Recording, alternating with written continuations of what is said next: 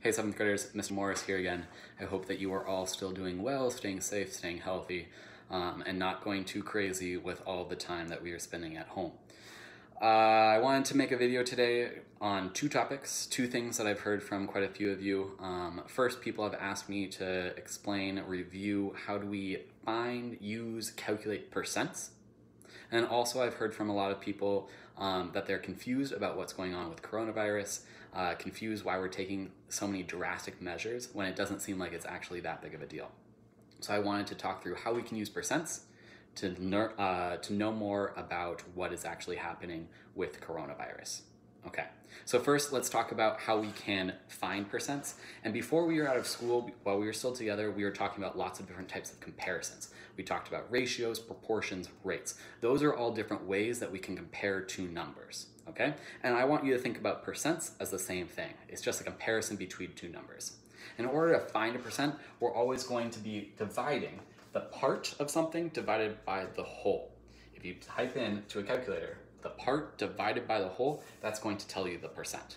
Before we talk about coronavirus, let's do an easy example. For example, let's say you want to know what percent of your family likes dogs. So let's say that 3 people in your family like dogs, and you have a total of 5 family members, okay? Now, for a lot of these examples, I'm going to encourage you to grab a calculator, follow along with us, because I'm going to be asking you to type things into calculator so you can check my math while I'm doing it, all right? So if 3 of your family members like dogs, and there's a total of 5 people in your family, well, we can do 3 divided by 5. You type that into your calculator, and it equals 0.60, 0.60. But that's not a percent, that is a decimal. But we know how to change decimals into percents. All we've got to do is we need to say, well, a percent is out of 100, so we're talking about hundredths, and we're going to move this decimal point twice, meaning 3/5 or 0.60 is equal to 60%. All right, simple enough. That's how we find percents. Now let's talk about what's going on and how we can use those percents to better understand what we see with coronavirus. First, I want to talk about the demographics of our county. You all live in Milwaukee County.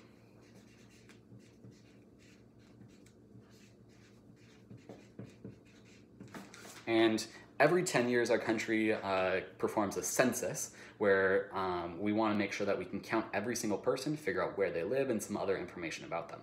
Right now, actually, the census is going on for 2020. In a couple months, we'll have some new data, but our most recent, most reliable information comes from 2010. And in 2010, there were a total of 947,735 total people living in Milwaukee County. Okay, so that's the total. Now, out of those 947,735 people, 253,993 people were black. So of the total population, 253,993 people were black people who live in Milwaukee County, okay? So let's use that information to figure out the demographic. What percent of all Milwaukee County residents are black? Type it into your calculator, 253,993 divided by 947,735. Once you have that typed in, check my math, that's going to equal 26%. So based on the 2010 census, we know that about 26% of people living in Milwaukee County are black. Okay, now let's compare that. Let's use that percent to compare it to what's going on with coronavirus. You know, the county website has a live tracker, and this morning I checked the website and I looked at the total number of COVID-19 cases or coronavirus cases. How many people have been diagnosed, said that they do have the coronavirus? Well, as of this morning, 1,324 total people in Milwaukee County have tested positive for the coronavirus, okay? of that total, of the total 1,324 cases, 609 of those people are Black. So again, 1,324 total cases, 609 of those total cases are from Black people. So what percent of the total people with coronavirus are Black in Milwaukee County? Type it into your calculator. 609 divided by 1,324. Check my math. That equals 46%. That's talking there about cases. What if we want to hone in on just the people who have died so far from this virus? Well, again, according to the same website, you can also see how many deaths there are so far from COVID-19 in Milwaukee County. As of this morning, a total of 49 people have died from coronavirus. Of those 49 people, 35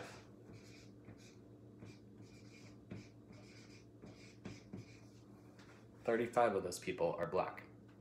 Okay? What percent of all the people who have died in Milwaukee County, what percent of those are Black people? Type it into your calculator. 35 divided by 49.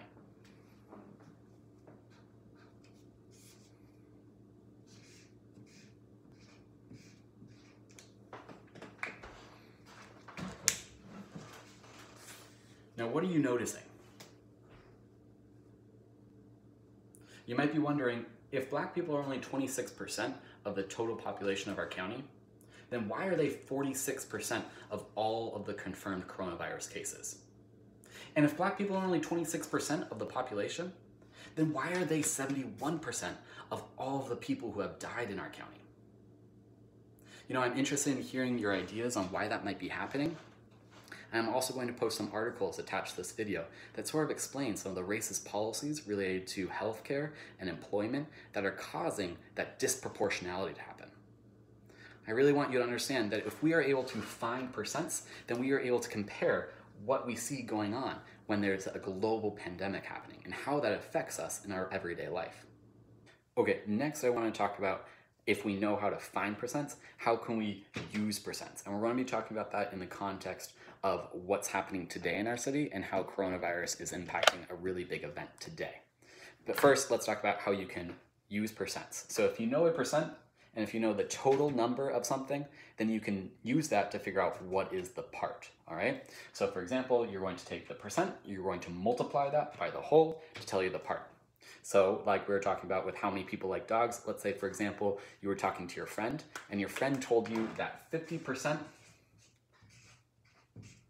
of their family likes dogs. You know that there are a total of 6 people in their family. So you want to know how many people like dogs? Well, it's 50% of this total 6 people. 50% times 6, type it into your calculator, equals 3 people. 50% of 6 is 3. 3 people in your friend's family like dogs. Great. Let's use that to talk about what's happening today in Wisconsin. Today is Wisconsin's election day, and a lot of people are upset that the election is still going on with this huge pandemic that is infecting a lot of people. And the idea that election happening today is going to really cause that virus to spread really quickly to a lot of new people. And, across the country, lots of states have canceled or postponed their elections. And just today I read an article that said that 94% of states with April elections, meaning they were going to go to the ballot box in April, made some type of change. Meaning they either are postponing their election or they are canceling in-person voting and everyone has to vote by mail. All right, well, I know Wisconsin is not one of those 94% of the states. So how rare is that? How many other states are doing what Wisconsin's doing and not canceling or postponing or changing their election? So if 94% of states did make a change, and I also looked up, I know that there are a total of 16 states who are going to have elections in April. So what is 94% of those 16 states? How many did make a change? Type into your calculator, 94% times 16. Check my math, please. That equals 15 states. 15 of all 16 states that were supposed to have their elections in April made some type of change. Whether they postponed it to May or June, they canceled in-person voting and made it all by mail, or some other type of change. Meaning, if 15 of the 16 states made a change, Wisconsin is the only state that did not make any changes to how they were going to run the election. This means that the virus is probably going to spread really, really quickly with people going to the polling sites to cast their ballots.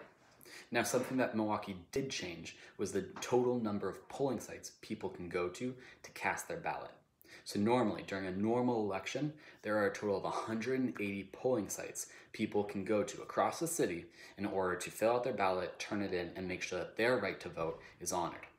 Now, because of the coronavirus, the city of Milwaukee has limited that. They've closed 97% of all those polling sites, meaning only 2.7% of the normal 180 polling sites are still open today for people to go and vote in person.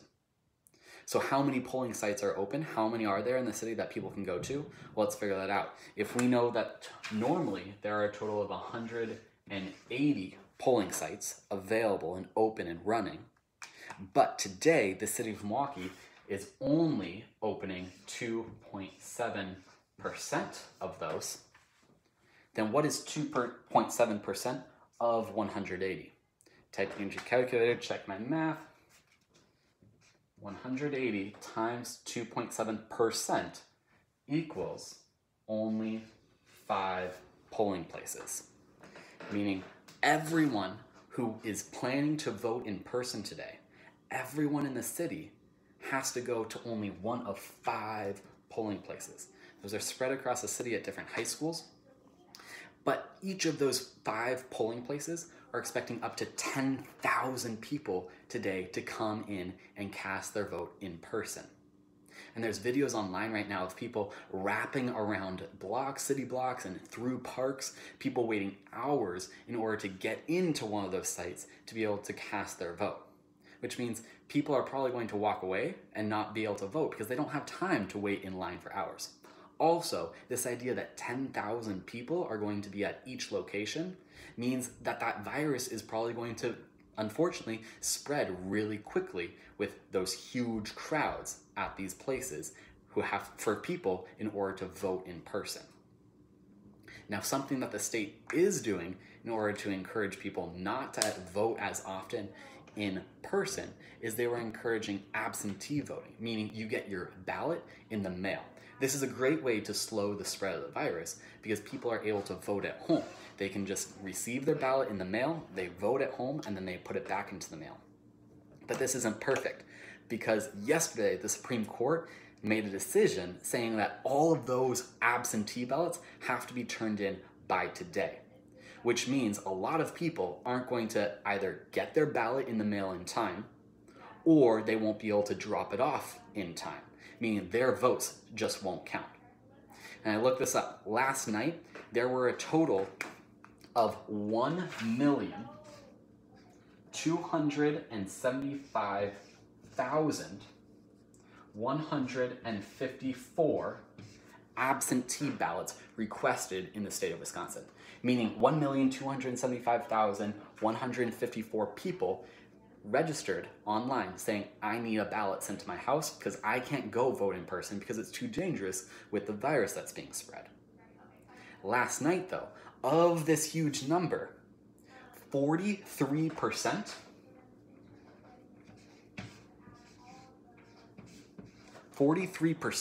of those ballots had not been turned in yet.